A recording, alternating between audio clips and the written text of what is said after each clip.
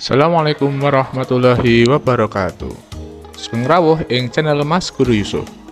Ing video iki bakal dirembuk bab unggah-ungguh nelakake pasarujukan, ora sarujuk, nelakake rasa bungah lan nelakake rasa bela sungkawa. Unggah-ungguh nelakake pasarujukan lan ora sarujuk. Pasarujukan biasane dienggo nalika rembugan utawa diskusi karo wong liya. Nalika diskusi, tentu wae ana kang sarujuk marang panemune wong liya. Semono uga ana kang ora sarujuk marang panemune wong mau.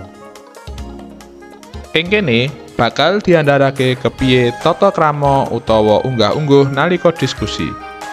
Tata krama utawa unggah-ungguh nalika diskusi ana 7, yaiku 1. Migunakake basa kang trep karo unggah-ungguh. 2. Aja nganti gawe lara atine liyan. 3. Pawadan kudu tinemu nalar utawa logis.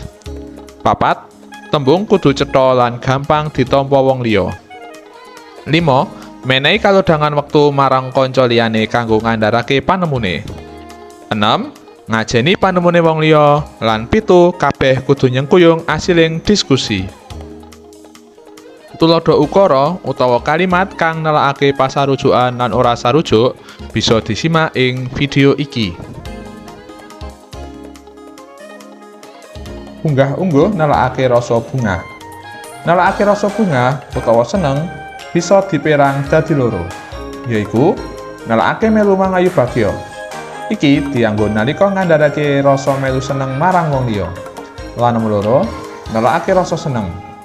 Pérangan iki dianggo kanggo mujudake rasa seneng saka awake dhewe pribadi. Tuladha ukara utawa kalimat kang nelakake rasa bungah bisa disimak ing video iki. Unggah-ungguh nelakake bela sungkawa. Nelakake rasa bela sungkawa diaturake marang wong kang lagi nembe nampa bebendu utawa musibah. Tuladha ukara utawa kalimat kang nelakake bela sungkawa bisa disimak ing video iki. Sekian video penjelasan dari saya. Jangan lupa like, komen, dan subscribe channel ini ya.